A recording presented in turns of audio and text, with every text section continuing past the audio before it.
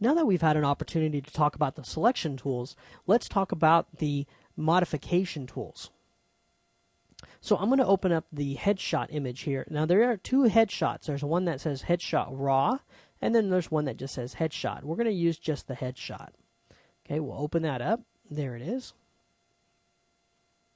And what I'm going to do is go ahead and collapse up these panels. So I'm going to hide just by double-clicking, double-click swatches, and you notice this takes up the whole palette now.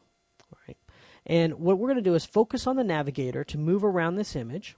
Okay, I'm not going to show you the shortcuts yet because, trust me, we'll get into all the shortcuts of how to move in and out and very quickly.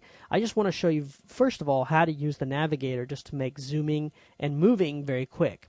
So the first thing we'll notice is now that we're done with these tools right here, and you notice there's a line, that represents that these were all selection tools. Now we're going to get into our modification tools. Now the first one we're going to look at is the spot healing brush. Okay, there's also the healing brush and the patch tool. All three of these do similar types of work, but they each do it in an individual way that is just unique to itself. So we'll start off with the spot healing brush tool. Now all you have to do to use this is just click what you want to fix, and the system is very, very smart.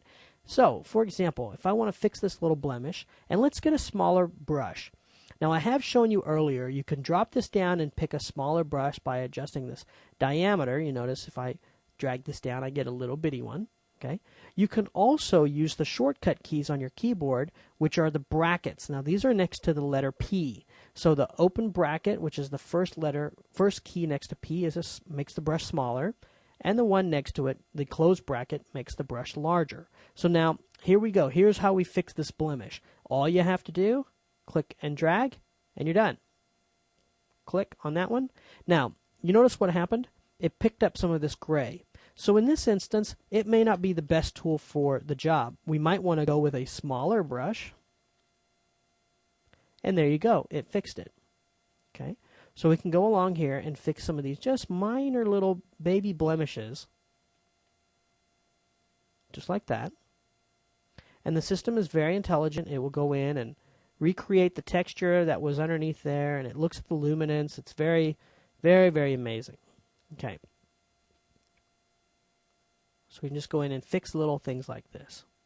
All right. So what if we want to fix like a little area of her chin here, or maybe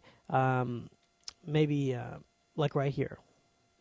Well, what we could do is force it to pick a certain area by using the heal brush tool. Now, the heal brush, the stamp, these two tools cannot work by themselves. So if I click, I'm going to get an error. And I'll go, okay, well, let me click over here. I'm going to get the same error. What it's telling us is we need to pick an area that we want to fix.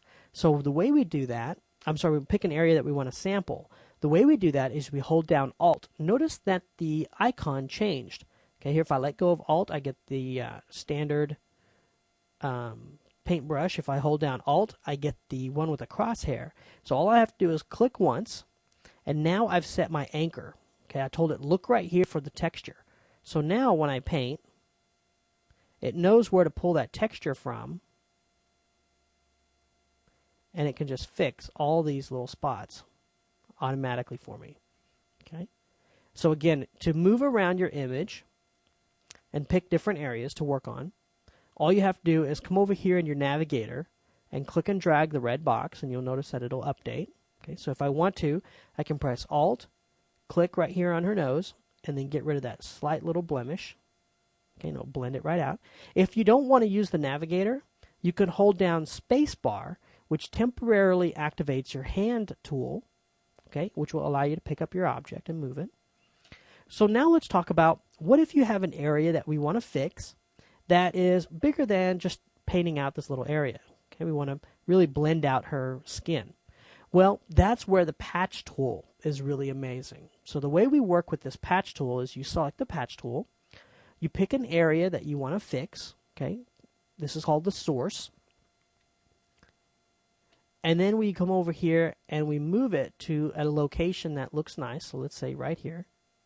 Let go, and it just fixed that area. Just like that. So let's say we want to fix this part right here with this part. Done. And it almost works like magic. It is just amazing. I remember the first time I saw this, I just played forever. I just went through every picture that I had and just cleaned them up, and it's pretty amazing the way it figures out the texture and the luminance behind the image. It's pretty amazing.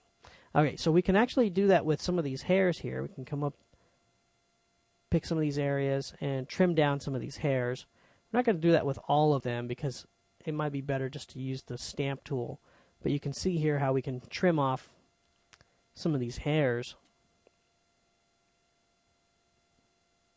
Now, it doesn't do a very good job there, so we're going to come back with the stamp tool and stamp that out. It's really good for real small blemishes and just little things that need to get tweaked. And you can see here it just makes quick work of the process. Now, you can do it a number of different ways. If you choose destination, what you can do is pick an area and then take that area and fix another one. So I'll just drag and drop it right there. Okay. So right here, I can pick an area and then move it on top and it fixes it. Pick an area, fix that area. I don't like that kind of workflow. I don't know. For me, it just doesn't seem natural. So let's pick this area. There we go.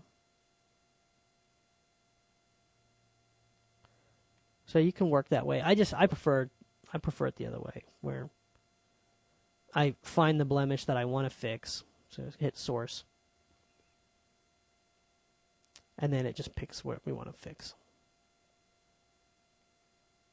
Okay. So let's take a look. Let's zoom back out. Okay, we'll deselect everything. Okay, and we'll go to File, Revert. And what that does is takes us back to exactly the before file, before we did any edits. We'll go to Edit, Undo. Okay, and I'll just step this back and forth. So I'll redo, undo. And you'll notice that just these little blemishes, we spent just a couple of minutes on this image. Look how much we cleaned up and gave her a really smooth, clean complexion. So if you're doing any type of fashion photography, this is just a great tool. And what I'm going to do at this point is I'm going to go ahead and save this image. I'm going to do a Control-Shift-S for a Save As. Okay, and I'm going to call this Headshot with Edits. Okay, so if you'd like to open this file and take a look, here in a second when we work on her teeth and bring back some of the color in her lips, we're going to do some of these other edits. But for now, these are just a couple of tweaks that I wanted to show you how to do very quickly. Now, underneath this tool is also the red eye reduction tool. I'm not a big fan of this tool just because it's just an automatic desaturator, and it's totally your call if you'd like to use it or not. I'm not a big fan of it just because we can do it with the paintbrush, and that one is just an automated process. So I do have a free lesson on the web about that tool. If you'd like to learn more about it, you can find that on there, definitely. Next, we're going to talk about the paintbrush.